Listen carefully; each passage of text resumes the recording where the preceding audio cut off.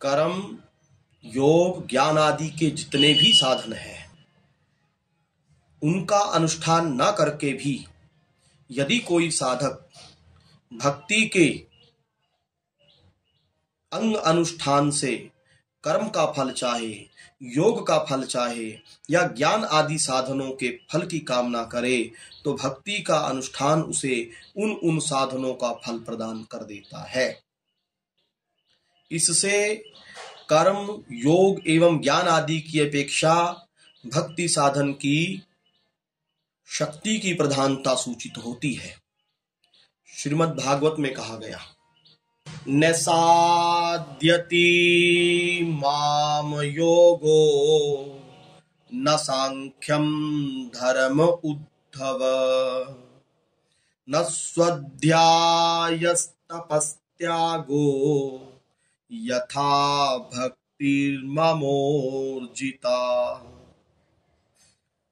हे उद्धव, योग, सांख्य, वर्णाश्रम धर्म आदि धर्म, वेद अध्ययन, तपस्या एवं वैराग्य, ये सब के सब साधन मुझे इस प्रकार वशीभूत नहीं कर सकते जैसे मुझ में की हुई शुद्धा भक्ति मुझे अपने वश में कर लेती है।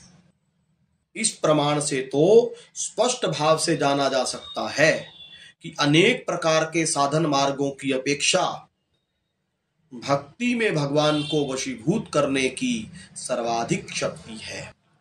भक्तिवशा पुरुषः भक्तिरेवैनं भूयसी भक्तिरेवैनं नयति भक्तिरेवैनं दर्शयति, ऐसा श्रुतियों में कहा गया।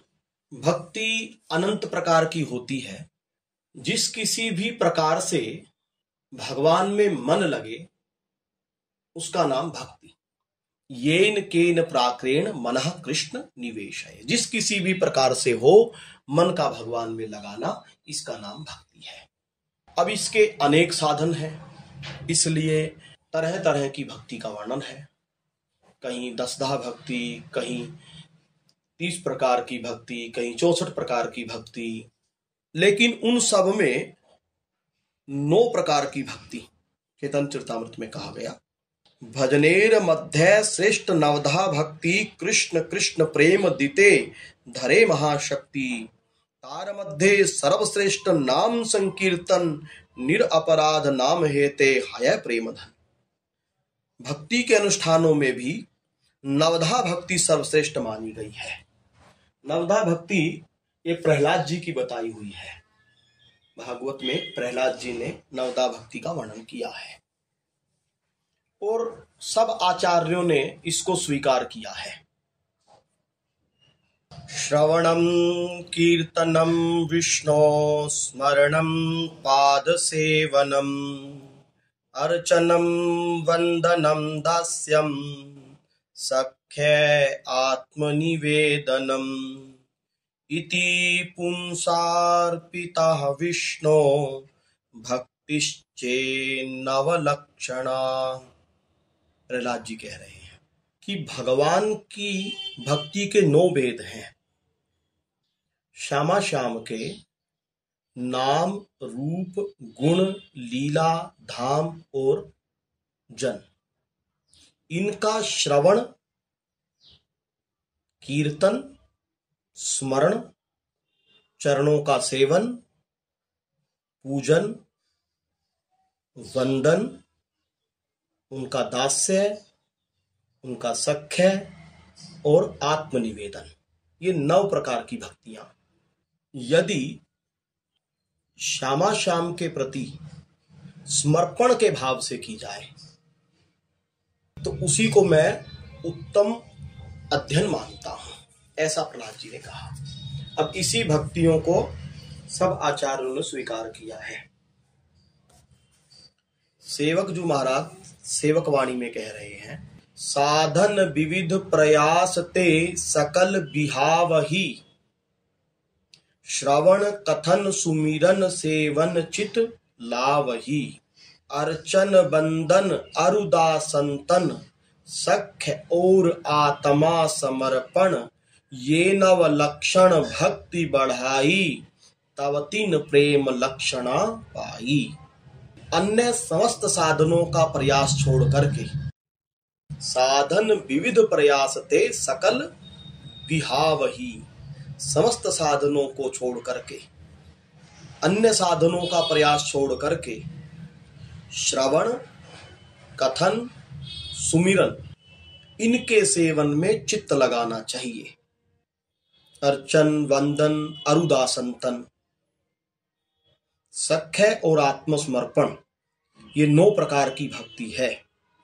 ये 9 प्रकार की भक्ति जब की जाती है तब प्रेम लक्षणा भक्ति की प्राप्ति होती है।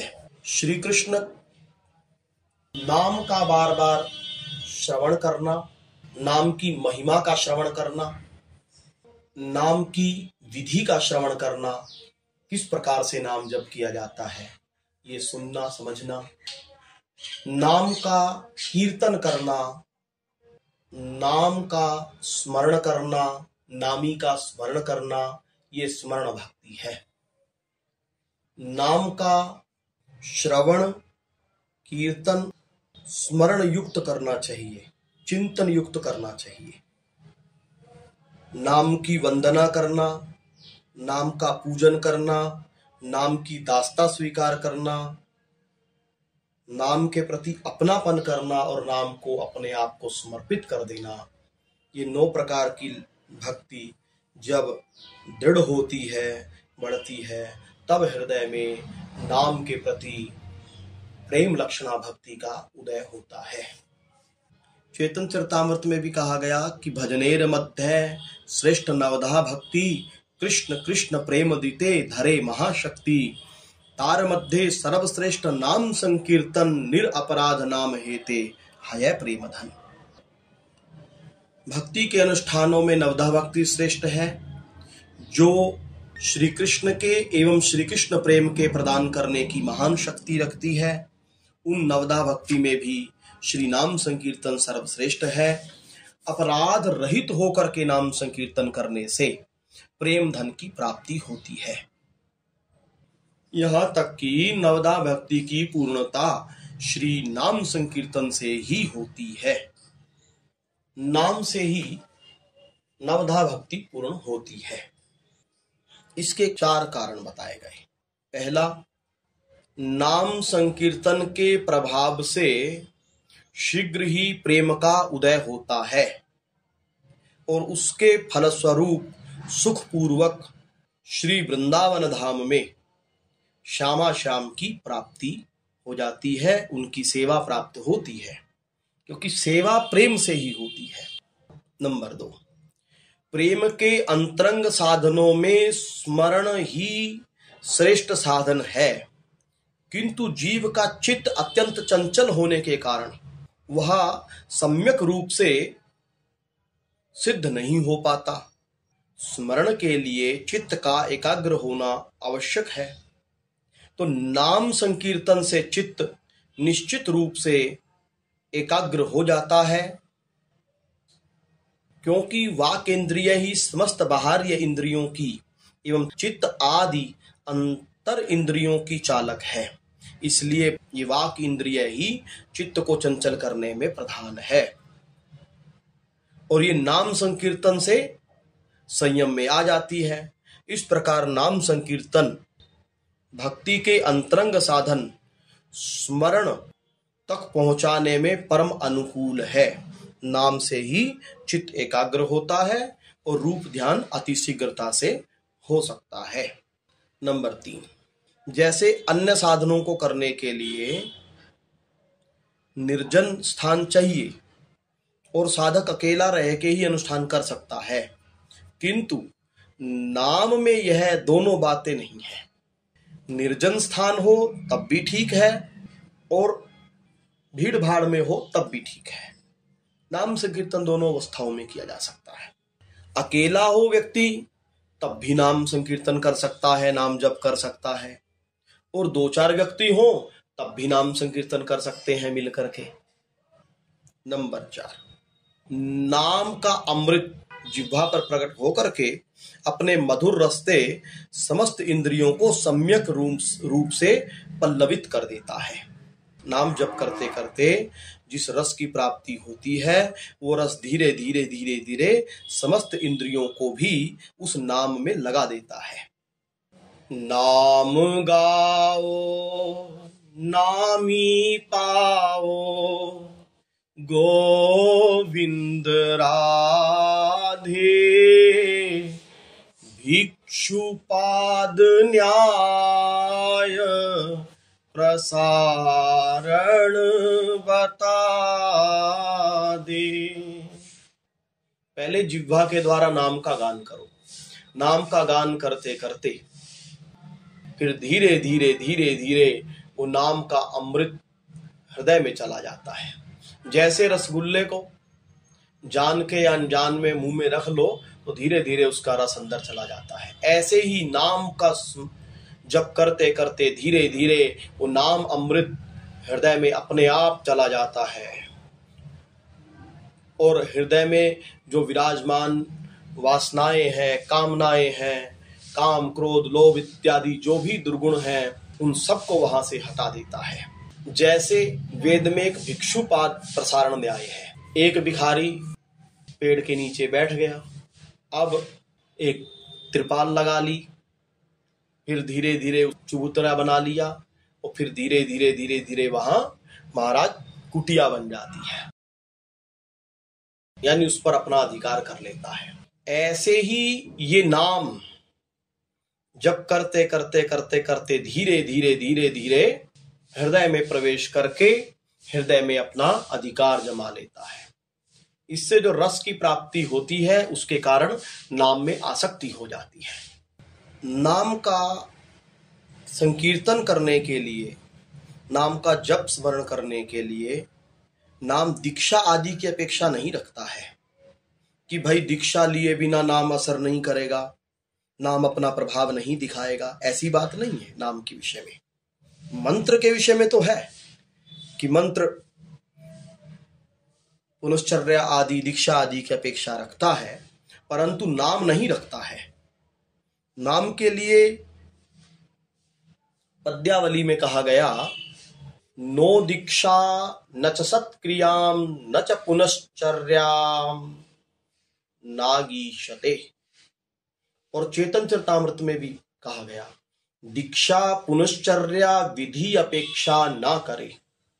भगवान नाम जो है दीक्षा की, पुनश्चरण की, विधि की अपेक्षा नहीं रखता है।